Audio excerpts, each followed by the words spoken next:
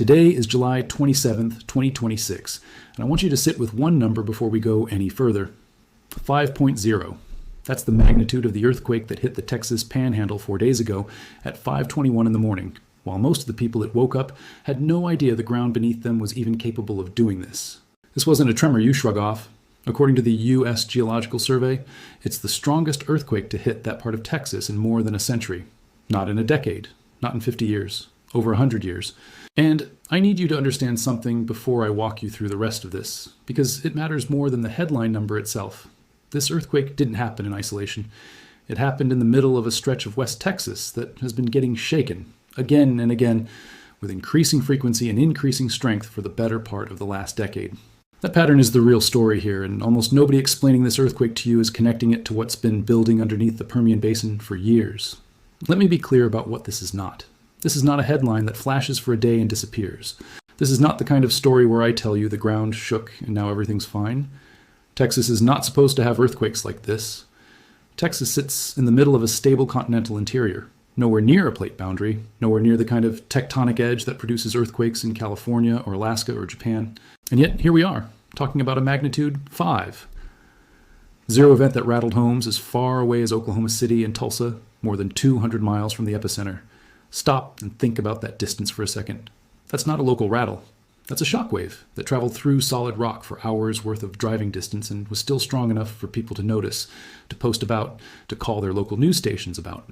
If you live anywhere near the Permian Basin or you have family there, I want you to comment below with what you felt, where you were, and what it was like. Because the on-the-ground accounts are part of how we understand these events, and they matter more than people realize. And if you want to actually track this as it develops, because I promise you it isn't over, hit subscribe and turn on notifications now, because what's happening under West Texas right now is still unfolding, and I'll be covering it as new data comes in. Before I take you back to the origin of this, I want to address something directly, because I know a lot of people watching this are going to jump straight to the wrong comparison. This is not the same as a California earthquake. And it's not the same kind of hazard as a hurricane or a wildfire, where the danger is visible and the timeline is somewhat predictable. Earthquakes in a place like Texas confuse people precisely because they don't fit the mental model most Americans carry around for this state.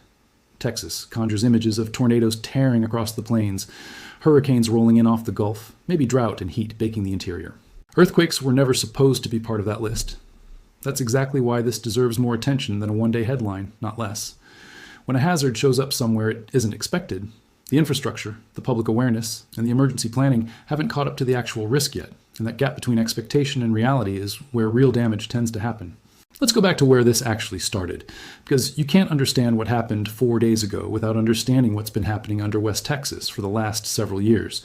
This region, the area around the Permian Basin, has become one of the most seismically active zones in the entire continental United States that isn't sitting on a natural plate boundary. And the reason isn't some sudden geological anomaly. The reason is industrial. The Permian Basin is the beating heart of American oil and gas production, and the process of extracting that oil comes with a byproduct that most people never think about: enormous volumes of wastewater brought up from deep underground alongside the oil itself.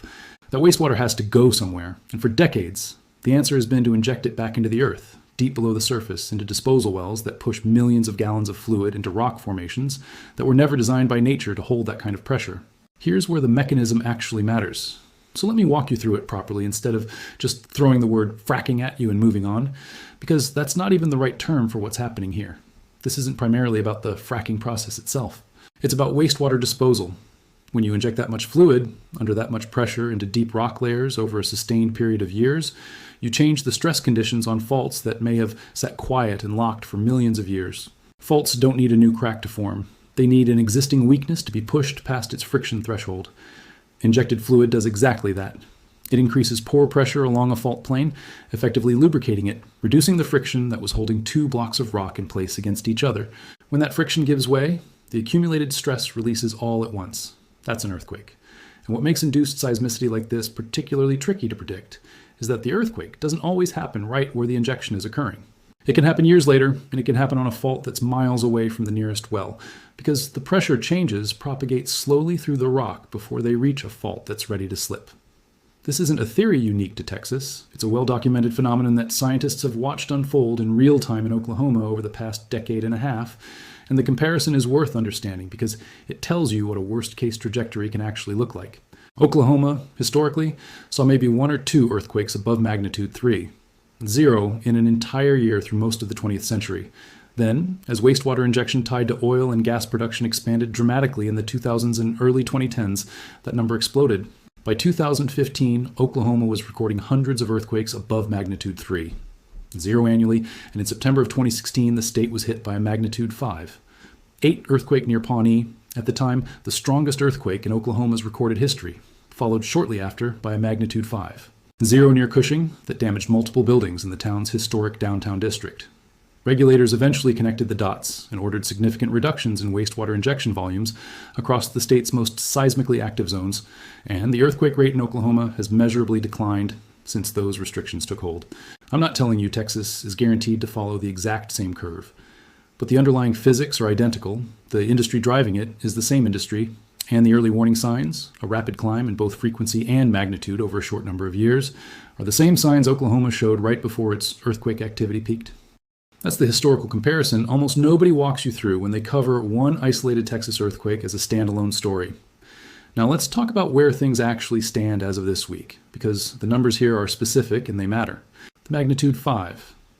0 earthquake struck at approximately 5:21 a.m. local time on Thursday, July 23rd, with an epicenter located roughly 24 miles northwest of the town of Miami, Texas, and about 24 miles south-southeast of Spearman, near the top of the Texas-Oklahoma border.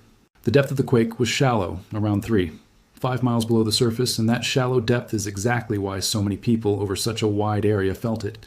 Shallow earthquakes lose less energy on their way to the surface than deep ones do, so the shaking that reaches you is sharper and more widespread relative to the same magnitude at greater depth. People reported feeling it in Amarillo, in Lubbock, in Oklahoma City, and as far as Tulsa. Hundreds of residents submitted, "Did you feel it?" reports directly to the USGS in the hours after the quake, which tells you this wasn't a handful of sensitive seismometers picking up something humans couldn't perceive. This was felt viscerally by real people in their homes at 5 in the morning. The USGS has stated this is only the 4th earthquake of magnitude 4, 0 or greater to hit the Texas Panhandle specifically, since the year 1900. Let that sink in for a moment. 4 events like this in over 125 years of record keeping for that particular region, and one of them just happened 4 days ago. That is not a coincidence, and it's not random bad luck. That's a signature. But here's where the story gets significantly more complicated, because this Panhandle earthquake did not happen alone, and treating it as an isolated event is exactly the kind of oversimplification I want to correct for you right now. Just 1 day after the Panhandle quake on Friday, July 26th, a separate magnitude 5. 1 earthquake struck roughly 17 kilometers northeast of Hermleigh, Texas, in Scurry County, hundreds of miles to the south, in the heart of the Permian Basin proper. That earthquake was initially reported at 5. 0 before being upgraded to 5. 1, and it happened at a depth of just 3. 2 kilometers, again remarkably shallow. And this wasn't a standalone event either. It was followed within the hour by a magnitude 3. 3 aftershock, and then a magnitude 2. 7 aftershock in the same area. And here's the detail that should genuinely concern you. Scurry County had already been hit by a magnitude 4. 9 earthquake just 4 days earlier on Monday, July 22nd. That means in the span of less than a week, West Texas experienced 2 separate earthquake sequences in 2 different counties, each producing a magnitude 5 or greater event, plus multiple aftershocks. That is an extraordinarily compressed timeline for a region that, on paper, isn't supposed to be seismically active at all. Now, are these 2 sequences connected? This is exactly the kind of question that gets oversimplified into either, yes, everything's connected, the whole state is about to crack open, or no, don't worry, these are totally unrelated. Neither of those answers respects what the actual seismology tells us, so let me give you the honest version. The Panhandle event near Miami and Spearman and the Scurry County sequence near Hermleigh are geographically distant from each other, separated by a significant stretch of Texas, and they sit in different structural settings within the broader region. Seismologists do not currently attribute them to a single connected rupture or a single triggering mechanism reaching across that distance, but, and this is the part that matters, they are almost certainly part of the same broader phenomenon, a statewide increase in fault stress driven by cumulative decades of wastewater injection across the Permian Basin and its surrounding formations. Think of it less like a single crack spreading across a windshield, and more like an entire windshield that has been slowly stressed from underneath until multiple separate points of weakness start giving way independently within the same general window of time, because the overall stress on the system has climbed to a critical level. That is a more dangerous pattern in some ways than a single fault rupturing, because it means the risk isn't confined to one location. It's distributed across an entire industrial region. Let's put the full scale of what Texas has experienced in hard numbers, because I don't want you walking away from this with vague impressions. According to rankings compiled from USGS data, the strongest earthquake ever recorded in Texas remains a magnitude 6. 5 event near Valentine, Texas, back in August of 1931, long before the modern oil boom transformed the state's subsurface stress patterns. The second strongest was a 7 magnitude quake near Alpine in April of 1995. But look at what comes after that, because this is where the pattern becomes impossible to ignore. Ranked third are 2 separate magnitude 5. 4 earthquakes, 1 near Mentone and 1 near Midland, both striking in November and December of 2022. Ranked fourth is another Mentone earthquake at magnitude 5. 2 in November of 2023. Ranked fifth, a magnitude 5. 1 quake near Snyder in July of 2024. The Martin County earthquake near Ackerley in September of 2024 came in at magnitude 5. 1 as well, making it the 7th strongest in state history at the time, and it surpassed a 5.0 magnitude Mentone quake from 2020 to do it. Read that list again. Nearly every single one of the strongest earthquakes ever recorded in the state of Texas has happened within the last 4 years. Not the last century. The last 4 years. That is not what a naturally stable geological region looks like. That is what an industrially destabilized region looks like. And here's the part that changes how you should think about that ranking. A traditional naturally occurring seismic zone tends to follow a recognizable statistical pattern over time, sometimes called the Gutenberg-Richter relationship, where small earthquakes are common, moderate ones are less common, and large ones are rare, in a fairly predictable ratio that stays roughly consistent across decades once you're looking at a natural fault system that has reached some kind of long-term equilibrium. Induced seismicity does not reliably follow that same pattern, because the driving stress isn't coming from the slow, natural accumulation of plate motion over geological time. It's coming from an actively changing, human-controlled input, wastewater injection volumes that can rise, fall, or shift location depending entirely on industry activity and regulatory decisions in a given year. That means the historical earthquake catalog for a place like natural, non-induced seismic regions gives you a reasonably reliable guide to what to expect next. For an induced seismic zone like the Permian Basin, the historical catalog is far less reassuring, because the rules generating that catalog are still actively being written by ongoing industrial activity, not by a stable, ancient geological process. You can extrapolate forward with confidence. Now, let's talk about who is actually watching this, because behind every one of these events is a network of scientists and officials making real decisions with the data as it comes in. The USGS runs an automated system called PAGER, which stands for Prompt Assessment of Global Earthquakes for Response, and it issues color-coded alerts within minutes of a significant earthquake to estimate likely damage and casualties based on population density, building types, and shaking intensity. For the July 23rd Panhandle earthquake, PAGER issued a green alert, meaning the agency's models indicate serious damage and injuries are unlikely. That's genuinely useful information, and I'm not going to inflate it into something scarier than it is. The USGS also calculated, in the immediate aftermath, only about a 2% chance of an aftershock as strong as magnitude 5 or higher, which the agency itself describes as a low probability. On the ground, local officials echoed that same calm. Mitchell Locke, the emergency management coordinator and county judge for the area, described the shaking directly, saying his cat woke him up and reacted so strongly that it woke him up too, and that yes, there was noticeable shaking. That's a real, human, almost mundane description of what a magnitude 5. Zero earthquake actually feels like inside a home at 5 in the morning. Not collapsing buildings, not sirens, a startled cat and a jolt strong enough to wake an adult from sleep. So here's the honest assessment, and I want to be straight with you about it rather than manufacturing panic where the data doesn't support it. As of right now, there have been no confirmed reports of structural damage or injuries from either the Panhandle earthquake or the Scurry County sequence. The USGS's own risk models classify the immediate danger from these specific events as low. If you were expecting me to tell you that Texas is about to crumble into the earth, that's not what the data shows. And I'd rather be honest about that than give you a scarier story than the facts support. But, and this is the correction that actually matters, the absence of damage from any single one of these earthquakes does not mean the underlying trend is safe to ignore. The real danger here isn't any individual magnitude, 5, 0 event. It's the trajectory. Look again at that list of Texas's strongest earthquakes in history and notice how compressed the timeline has become. A 6, 5 in 1931, a 5, 7 in 1995, then a 60-plus year gap with essentially nothing comparable, and then, starting around 2020, a rapid-fire sequence of 5, 0, 5, 2, 2 separate 5, 4 ES and now 2 more events in the 5, 0 to 5. One range within days of each other. That acceleration is the actual story, and no single green pager alert changes the fact that the overall system is trending toward more frequent and potentially stronger events. Now let's talk about what almost nobody covering this is connecting properly, because this is where the preparation versus geology distinction becomes the whole point. Earthquakes of a given magnitude do not produce the same human cost everywhere they occur. The actual damage and casualties from an earthquake are determined far more by infrastructure, building codes, and advanced preparation than by the raw physical size of the quake itself.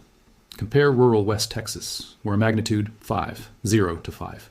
One earthquake has so far produced no confirmed structural failures to what a similar magnitude earthquake can do in a densely populated urban area with older unreinforced masonry buildings, and no seismic design requirements in its construction codes, because seismic design was never considered necessary for that region historically. Texas, outside of the industrial injection zones, was never built with earthquake resistance in mind, because for most of the state's modern construction history, nobody believed it needed to be. Building codes in Texas, unlike California's, do not generally mandate seismic retrofitting or earthquake-resistant design because, until the last decade or so, the state simply didn't have a meaningful earthquake risk to design against. That means as these induced earthquakes climb in both frequency and magnitude, the built environment underneath them has not been climbing in resilience to match. A magnitude 5.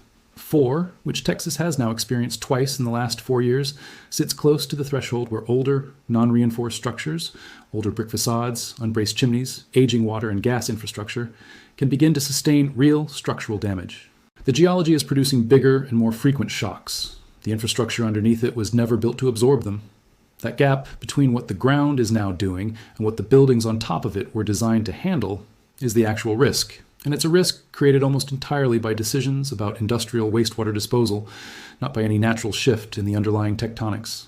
The human toll of a hazard like this is never fixed purely by the physical event itself. It's determined by what was built, reinforced, and planned for in advance. And right now, across most of this region, that advanced planning has not caught up to the pace at which the underlying risk has grown. Let's talk about what's still building. Because this is not a story where the danger passed once the shaking stopped on Thursday and Friday. Wastewater injection into deep disposal wells across the Permian Basin has not stopped. It is an ongoing, continuous industrial process, injecting enormous volumes of fluid into the subsurface every single day. That means the mechanism that has been steadily loading stress onto faults across this region is still active right now, as you're watching this. Every well that continues operating is continuing to add to the cumulative pressure changes deep underground. Regulators in Texas, through the Railroad Commission, which oversees oil and gas activity in the state, have in recent years imposed some restrictions on injection volumes and rates in specific areas identified as seismically sensitive, precisely because the link between injection and induced earthquakes has become difficult to dispute. But restrictions in one specific zone do not eliminate the broader trend across a basin this large, and the fundamental economic pressure to keep disposing of wastewater through injection, because it remains the cheapest available method, has not gone away. Which means, in plain terms, the conditions that produced this week's earthquakes are still present, still active, and still capable of producing another event like this one at any time, in a location we cannot precisely predict in advance. I want to be honest with you about the limits of what seismology can currently tell us here, because I'd rather give you the real uncertainty than pretend scientists have a clean forecast for this, unlike hurricanes, where meteorologists can run multiple model ensembles and give you a probability cone for where a storm is likely to make landfall days in advance. Earthquakes cannot be predicted with that kind of specific timing or location. What scientists can do, and what they are doing, is monitor changes in seismicity rates across the injection zones, track which specific wells and fault segments show elevated microseismic activity, meaning small, sub-magnitude 3 earthquakes that often precede larger events on the same fault system, and use that data to flag zones of elevated risk to state regulators. That's a probabilistic hazard assessment, not a prediction. It tells you where the risk is climbing, not when the next damaging earthquake will strike or exactly how strong it will be.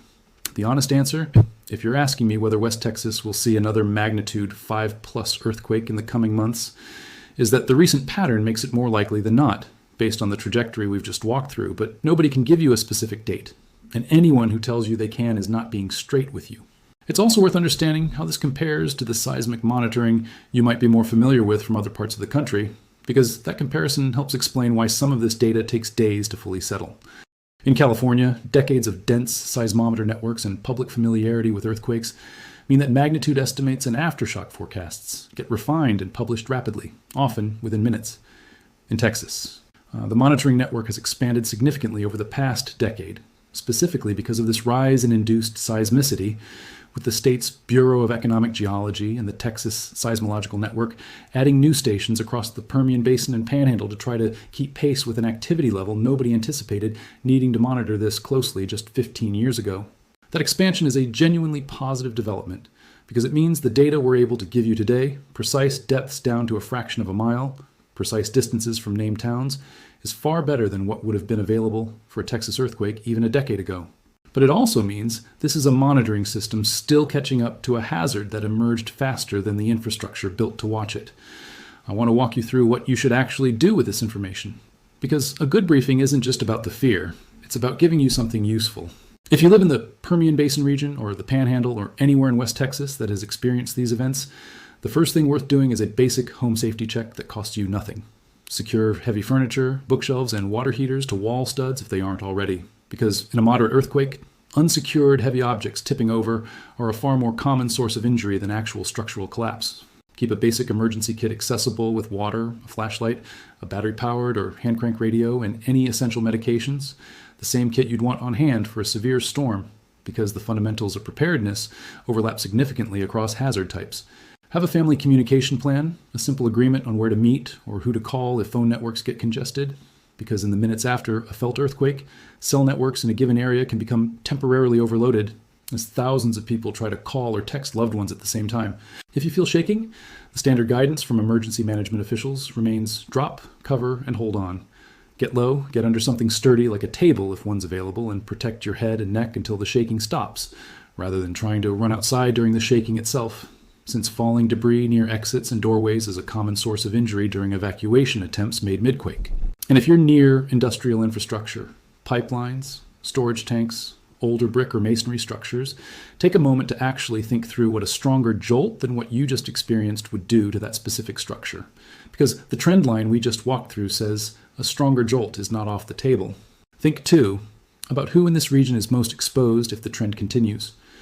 Rural West Texas counties like Scurry, where the Hermle sequence struck, and the smaller communities scattered across the Panhandle near Miami and Spearman tend to have older housing stock, longer distances to the nearest hospital or emergency response unit, and in many cases, more limited access to the kind of rapid structural inspection that a denser urban area could mobilize after a damaging quake. An earthquake that produces only minor cosmetic cracking in a well-built, recently constructed home in a city can produce a genuinely dangerous chimney collapse or foundation crack in an older farmhouse 40 minutes from the nearest fire station. Elderly residents living alone and households without a battery-powered radio or an alternative way to get emergency alerts if cell service is disrupted are meaningfully more vulnerable in exactly this kind of dispersed rural seismic event than they would be from, say, a hurricane, where days of advance warning give people time to prepare, evacuate, or check in on vulnerable neighbors. Earthquakes don't give you that runway. There's no forecast track, no 5-day cone of uncertainty. The warning is the shaking itself, which is exactly why the preparation has to happen before the ground moves, not after. I also want to correct something the public tends to get wrong about this specific category of hazard, because I've seen the confusion play out in the comments on stories like this one.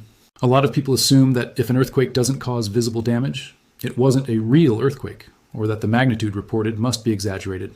That's not how this works. Magnitude is a measurement of the energy released at the source, not a direct measurement of surface damage. And surface damage depends heavily on depth, distance from the epicenter, local soil conditions, and the design of whatever structures happen to be sitting on top of the shaking. A magnitude 5, 0 in a sparsely populated stretch of the Panhandle, striking mostly open ranch land and a handful of small towns, is going to look, on the surface, like nothing happened, even though the actual seismic energy released is identical to what a magnitude 5. 0 would release anywhere else on the planet, including underneath a dense city.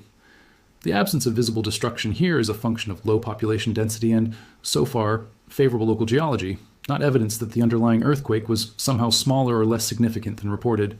Let's come back to where we started, 5.0.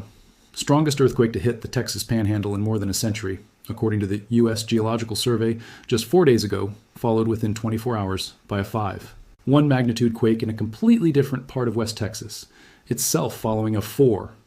9 magnitude event just days before that. Nearly every one of the strongest earthquakes ever recorded in the state of Texas has happened in just the last 4 years. In a state that geologically should not be seeing earthquakes like this at all, and the mechanism driving it, deep wastewater injection tied to oil and gas extraction, is still actively running beneath the surface right now. The immediate risk assessment from federal scientists is low, and I'm telling you that honestly because that's what the data says. But the trajectory underneath that immediate calm is the part that deserves your attention, because it's the trajectory, not any single earthquake, that determines what this region is going to be dealing with over the next several years. If you want to stay with this as it develops, and I think you should because this is very much not over, subscribe and turn your notifications on so you don't miss the next update the moment new seismic data comes in. I'll keep tracking the injection volume data, the aftershock forecasts, and any new activity across the basin, and I'll bring it to you as soon as it's confirmed, not before. Drop a comment if you're in West Texas, the Panhandle, or anywhere that felt these events, and tell me what it was actually like, because those first-hand accounts genuinely help build a clearer picture of what's happening on the ground. And if you know someone living in this region who hasn't seen this yet, send this to them, because the difference between being caught off guard and being ready for the next one often just comes down to having the information a few days sooner. I'll be back the moment the next data comes in.